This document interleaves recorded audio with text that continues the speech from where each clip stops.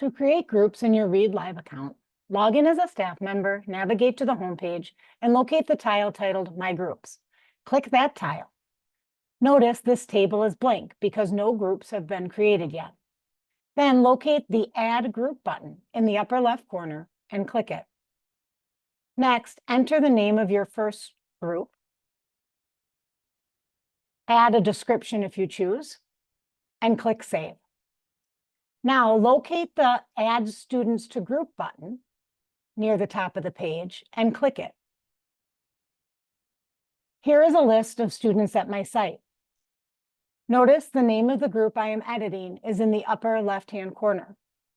Now I can select students for this group. For example, if Mrs. Johnson class is all fourth graders, I can locate the students who are in fourth grade by clicking the heading titled Grade to sort ascending or descending.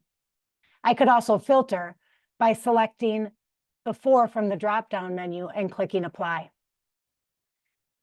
Then I will select the box next to the name of the students I want to add to this group and click Add Selected to Group.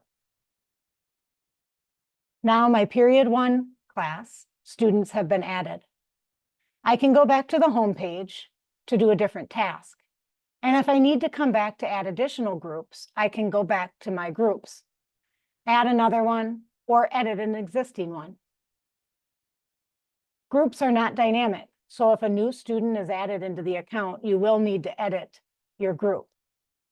Also, groups are only visible to the teacher logged in.